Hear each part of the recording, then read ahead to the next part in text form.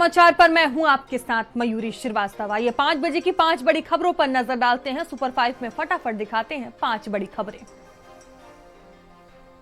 उत्तर प्रदेश कांग्रेस में जान फूंकने के लिए एक बार फिर कांग्रेस पार्टी की वरिष्ठ नेता प्रियंका गांधी वाड्रा की उत्तर प्रदेश में वापसी के कयास लगाए जा रहे हैं। दरअसल 12 तारीख को उनका जन्मदिन है और इस जन्मदिन के मौके पर 100 दिन की रणनीति तैयार की जाएगी।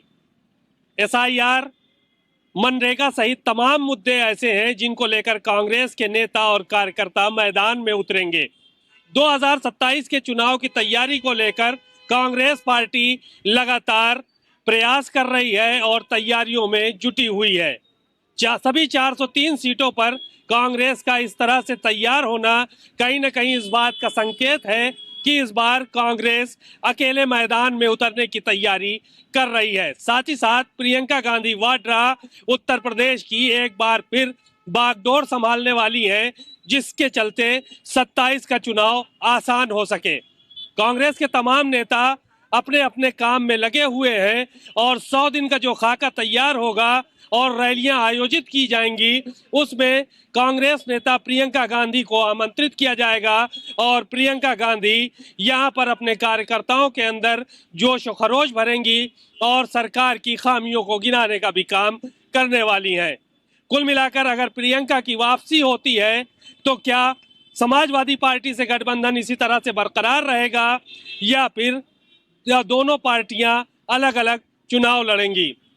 पुलिस ने आरोपी डॉक्टर रमीज मलिक को गिरफ्तार किया है और अब उसे रिमांड पर लेकर उससे पूछताछ करेगी, क्योंकि पुलिस को यह संदेह है कि कहीं ना कहीं KGMU में अवैध धर्मांतरण का सिंडिकेट संचालित करने की फिराक में रमीज मलिक और उसका पूरा परिवार था। क्योंकि सलीमुद्दीन जो रमीज मलिक का पिता है, उसने भी 2 शादियां की थी, जिसमें ये बात सामने आई है कि बाकायदा इसी तरह से लगातार ये लोग जो है अवैध धर्मांतरण की कोशिश में लगातार जुटे हुए थे। लिहाजा पुलिस अब रमीज मलिक, उसके पिता सलीमुद्दीन को रिमांड पर लेके उससे पूछताछ करेगी। इसके अलावा रमीज मलिक ने जिस पहली पत्नी से अवैध धर्मांतरण करके निकाह पढ़ा था, लिहाजा उस काजी और उस शादी में जो गवाह था उससे भी पूछताछ करने की तैयारी में है, क्योंकि पुलिस को यह संदेह है कि कहीं ना कहीं ये लोग अवैध धर्मांतरण के सिंडिकेट को संचालित करने की फिराक में थे। दूसरी तरफ जिस तरह से इस पूरे मामले ने तूल पकड़ा है और महिला आयोग की उपाध्यक्ष अर्पणा यादव के समर्थकों ने KGMU में बवाल किया था, उसके बाद से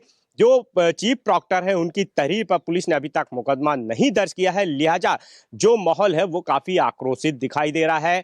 बाकायदा इंडियन मेडिकल एसोसिएशन ने भी इसकी निंदा की है और खुद KGMU प्रशासन की तरफ से एक बड़ी बैठक जो है अब सोमवार को बुलाई गई है, जिसमें इस बात का जो है ऐलान किया जाएगा कि आखिर आगे क्या रणनीति रहने वाली है। तो दूसरी तरफ अर्पणा यादव ने भी साफ तौर पे KGMU के सभी आरोपों को डिनाई कर दिया है और उनका कहना है कि इस मामले में उन्होंने राज्यपाल और मुख्यमंत्री से मुलाकात करके पूरी बात से उनको अवगत कराया है और KGMU की जो पीड़िता थी उसने अपनी तहरीर में अवैध धर्मांतरण का जिक्र किया, जबकि KGMU प्रशासन जो है लगातार आरोपी को बचाने का काम कर रहा था। कानपुर में एक बार फिर से दरिंदगी का ऐसा मामला सामने आया है जिसने रिश्तों को भी शर्मसार कर दिया है। दरअसल कानपुर के सजेती थाना क्षेत्र के अंतर्गत एक युवती के साथ उसके सगे मौसा ने एक तांत्रिक के साथ मिलकर दुष्कर्म की हैवानियत भरी दास्तां को अंजाम दे डाला। वहीं दुष्कर्म की घटना को अंजाम देने के बाद मौके से दोनों ही आरोपी फरार हो जाते हैं, जिसके बाद पीड़िता ने अपने साथ हुई घटना की जानकारी परिजनों को दी और परिजनों ने पूरे मामले पर थाने में मुकदमा दर्ज कराया है, जिसके बाद थाना पुलिस ने तत्काल कार्रवाई करते हुए दोनों आरोपियों को गिरफ्तार कर लिया है और जेल भेज दिया है। वहीं अगर पूरी घटना की बात की जाए तो पीड़िता को पिछले कुछ दिनों से एक युवक परेशान कर रहा था, जिसके चलते वो काफी परेशान थी और उसने यह बात अपने घर में अपने परिजनों को बताई थी। उस युवक से छुटकारा पाने को लेकर पीड़िता के परिजनों ने अपने रिश्तेदारों से जब इस बात की चर्चा की तो उसके रिश्तेदार जो मौसा हैं उन्होंने कहा कि वो एक ऐसे तांत्रिक को जानते हैं जो तंत्र मंत्र कर उस युवक से छुटकारा दिला देंगे। आरोप ये भी है कि मौसा ने युवती को तांत्रिक के पास ले जाते हैं जिसकी उम्र लगभग 70 वर्ष है। वहां पर युवती के जो मौसा हैं जिनकी उम्र 67 वर्ष है, दोनों ने मिलकर उसके साथ गैंग रेप की जघन्य वारदात को अंजाम दिया और मौके से फरार हो गए।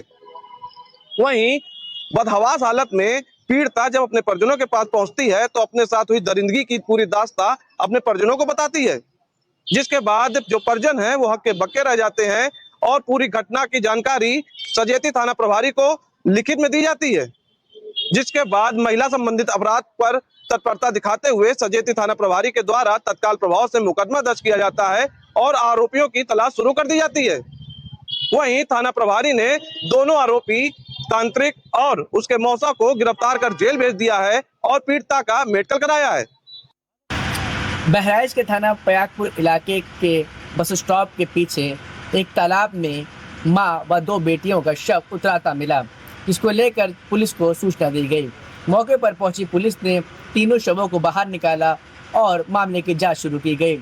लड़की के पिता ने तहरीर देते हुए पुलिस को बताया है कि उसने आज से तकरीबन 12 साल पहले पयागपुर में विष्णु नामक व्यक्ति के साथ अपनी बेटी की शादी की थी। विष्णु लगातार बेटा ना होने के कारण अपनी पत्नी को यातनाएं देता रहता था, उसको मारता पीटता रहता था। 12 साल में अब तक उसकी 3 बेटियां हुई थी, जिसमें से एक बेटी लाडो की उम्र 10 साल, दूसरी बेटी मिष्टी की उम्र 7 साल, जबकि तीसरी बेटी नंदनी की उम्र 2 साल बताई जा रही है। उनका कहना है कि लगातार उसे यातनाएं दी जाती थी और ससुराली जनों ने ही मारकर उसे तालाब में फेंक दिया है। हालांकि मौके पर पहुंची पुलिस ने शव को कब्जे में लेकर पोस्टमार्टम के लिए भेजा है और मामले की जांच शुरू कर दी गई है। इस हादसे से इलाके में सनसनी फैल गई है। बताया जा रहा है कि लड़की जो थी वो शिवपुर की रहने वाली थी, जिसकी शादी आज से तकरीबन 12 साल पहले पयागपुर थाना क्षेत्र अंतर्गत विष्णु के साथ की गई थी। हालांकि जो लड़की के पिता हैं रामचंद्र गुप्ता, उनकी तहरीर पर पुलिस ने FIR दर्ज करते हुए इस मामले में अब जांच तेज कर दी है। पुलिस का कहना है इस मामले की गहनता से जांच की जा रही है। जो भी इसमें संलिप्त पाए जाएंगे उस पर नियमानुसार वैधानिक कार्रवाई की जाएगी। इस हादसे से कहीं न कहीं इलाके में दहशत फैली हुई है। अंकिता न्याय यात्रा संघर्ष समिति मोर्चा के बैनर तले आज उत्तराखंड बंद का यहां पर आह्वान किया गया था, जिसका असर पहाड़ से लेकर मैदान तक देखने को मिला है। पहाड़ पर जहां ज्यादातर दुकानें बंद रही तो वहां मैदानी जनपदों की अगर बात की जाए तो बाजार प्रतिष्ठान खुले हुए नजर आए।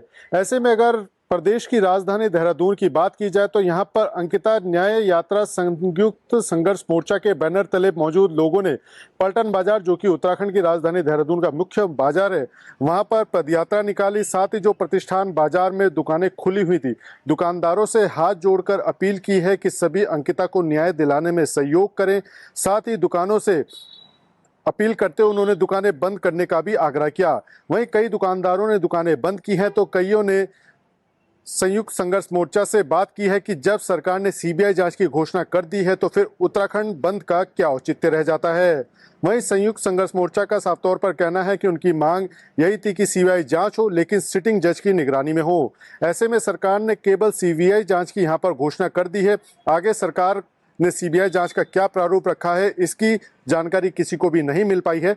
ऐसे में जब तक सरकार CBI की जांच सुप्रीम कोर्ट या हाई कोर्ट के सिटिंग जज की निगरानी में करने की घोषणा नहीं कर देती है, तब तक उनका संघर्ष जारी रहेगा। उसके लिए फिर चाहे उत्तराखंड बंद करना पड़े या फिर मशाल जुलूस निकालना पड़े। वहीं आने वाले दिनों में संयुक्त संघर्ष मोर्चा ने ऐलान किया है कि वो चक्का जाम करने जैसे स्थिति के लिए भी तैयार है, जिसको लेकर बाकायदा यहाँ पर बैठक की जाएगी और बैठक के बाद अगली रणनीति बनाई जाएगी। हालांकि पहाड़ी जनपदों में अंकिता न्याय यात्रा संयुक्त संघर्ष मोर्चा के बैनर तले कई विरोध प्रदर्शन हुए हैं। लोगों ने सड़कों पर उतरकर अंकिता को न्याय दिलाने की मांग की है। वहीं राजधानी देहरादून के बाजारों में इसका मिला जुला असर देखने को मिला है। हालांकि बंद की कॉल को देखते हुए पुलिस ने भी सुरक्षा व्यवस्था के कड़े इंतजाम किए थे, जो साफ तौर पर सड़कों पर नजर भी आए हैं।